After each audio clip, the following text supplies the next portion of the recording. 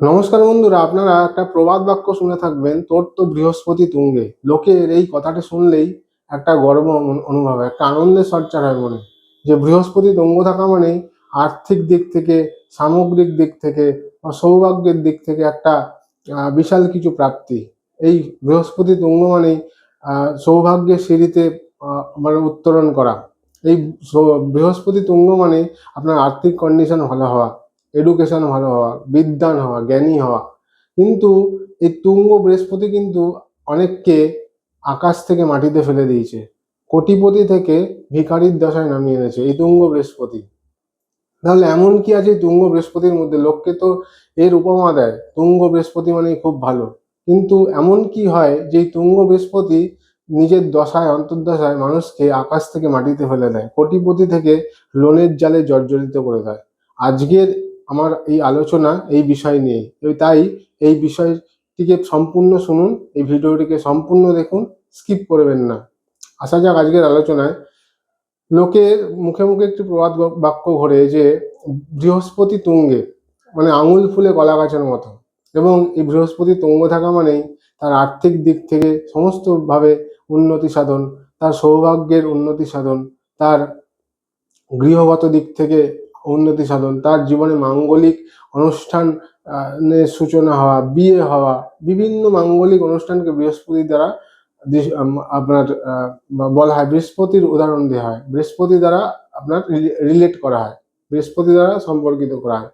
কিন্তু অনেক ক্ষেত্রে আমি দেখেছি তুঙ্গ বৃহস্পতির দশায় অন্তর্দশায় কিন্তু মানুষ ভিখারির দশা হয়ে যায়, লোনে জর্জরিত হয়ে যায়, বড় লোন, বাড়ির জন্য লোন, 16 বছরে 17 বছর লোন, বড় লোন, কোটি কোটি টাকা লোনে জড়িয়ে যায় বৃহস্পতির জন্য, এই তুঙ্গ বৃহস্পতির জন্য। কিছু কিছু লগ্ন রাশির ক্ষেত্রে তুঙ্গ বৃহস্পতি কিন্তু মারাত্মক বাজে ফল দেয়। যেমন যদি মকর রাশি বা মকর লগ্ন হয়, এই তুঙ্গ বৃহস্পতির দশা কিন্তু আপনাকে একদম শেষ করে দিতে পারে, আর্থিক লোনে জর্জরিত করে দিতে পারে। যদি কুম্ভ লগ্ন কুম্ভ রাশি হয়, সেক্ষেত্রেও কিন্তু বৃহস্পতি কিছুটা খারাপ ফল দেয়, যেহেতু ত্রিশরায়ের লর্ড।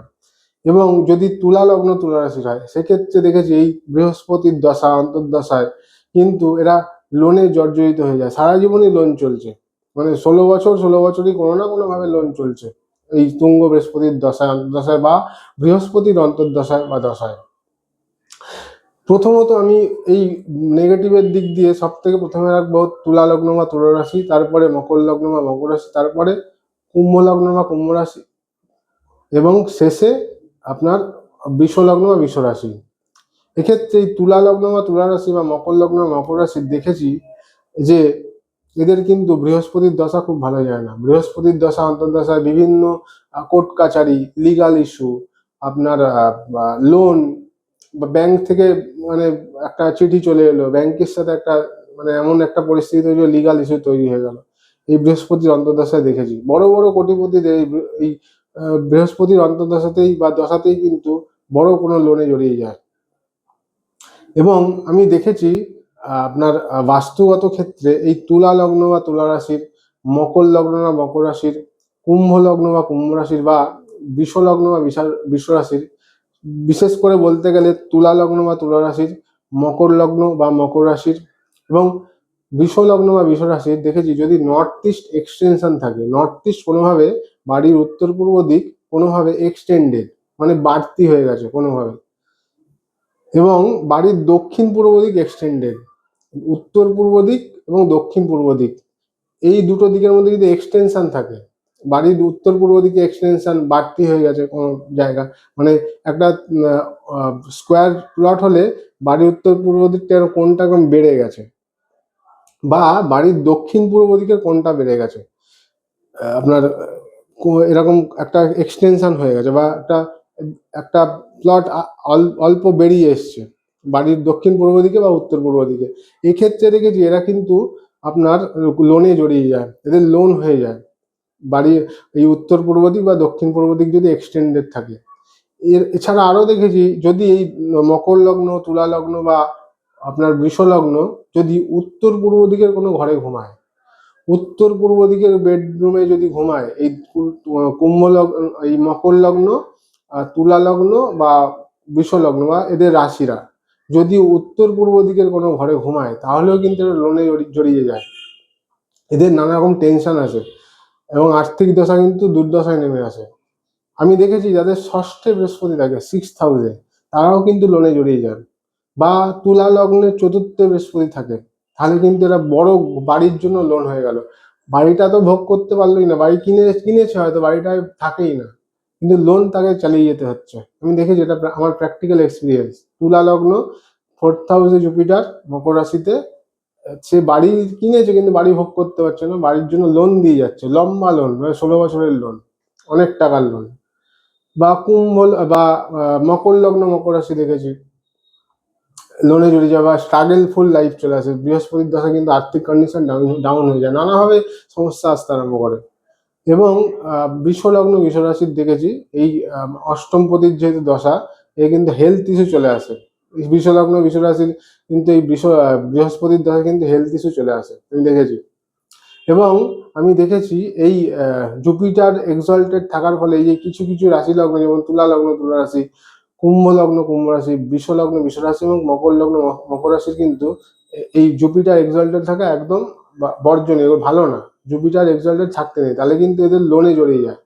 যাদের ষষ্ঠে বৃহস্পতি থাকে, আমি দেখেছি ষষ্ঠে বৃহস্পতি বা বৃহস্পতি নিচস্থ, এদের বাড়ির দক্ষিণ পশ্চিম দিকে প্রবলেম থাকে। দক্ষিণ পশ্চিম দিকে এন্ট্রান্স, দক্ষিণ পশ্চিম দিকে কিচেন, বা দক্ষিণ পশ্চিম দিকে বাথরুম, মেনলি বাথরুম আর এন্ট্রান্স থাকে দক্ষিণ পশ্চিম দিকে, এই বৃহস্পতি ষষ্ঠে থাকার জন্য। এর ফলে কিন্তু এরা লোনে জড়িয়ে যায়, রিলেশনশিপে প্রবলেম হয়।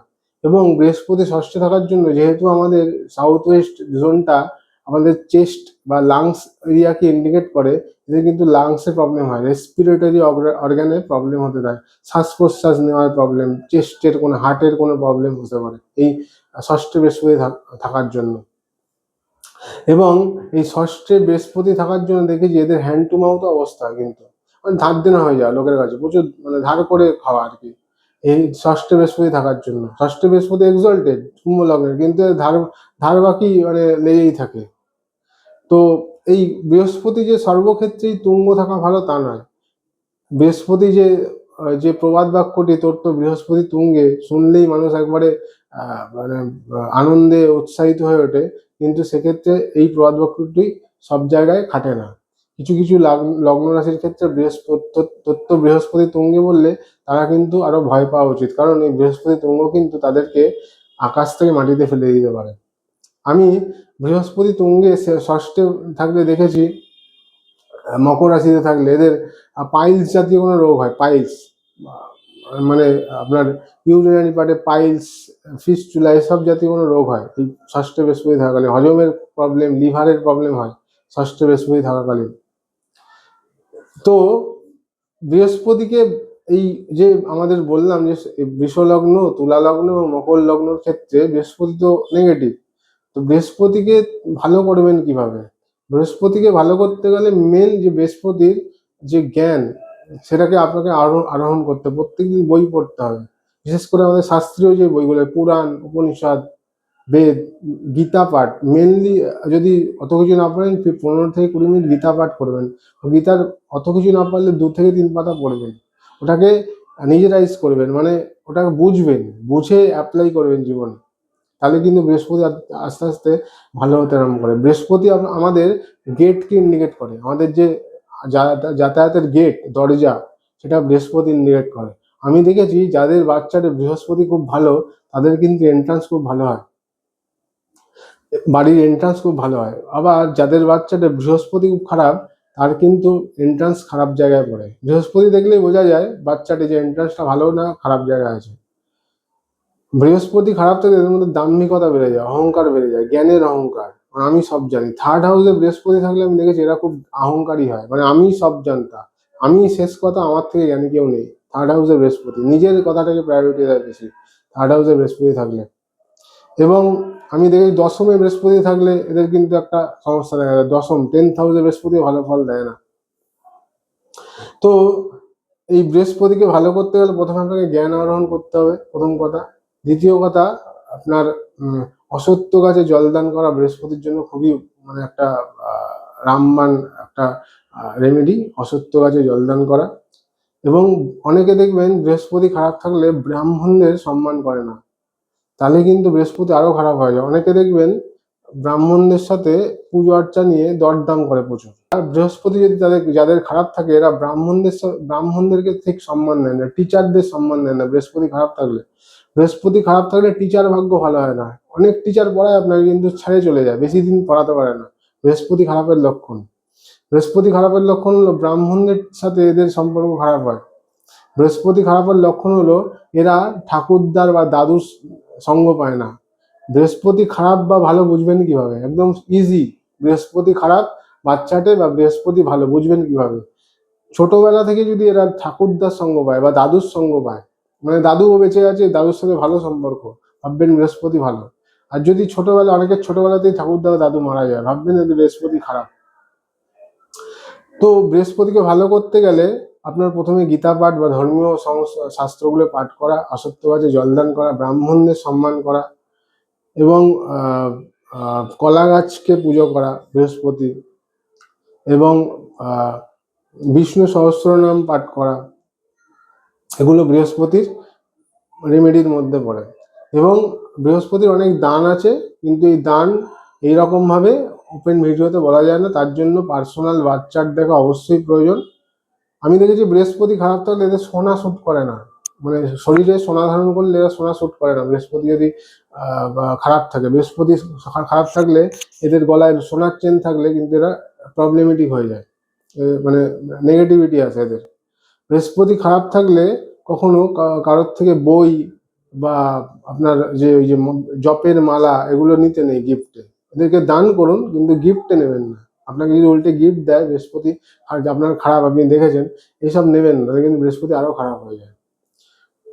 তো আশা করি আমার যে টিপসগুলো দিচ্ছি এগুলো কাজে লাগবে, এবং এগুলো কাজে লাগিয়ে, এগুলো অল্প অল্প টিপস, ছোট্ট ছোট টিপস, এগুলো মেনে চলুন। এগুলো মানলে কিছুটা উন্নতি হবে, এবং কিছুটা উন্নতি হলে আমার কমেন্টে লিখে জানাবেন কীরকম ফল পাচ্ছেন।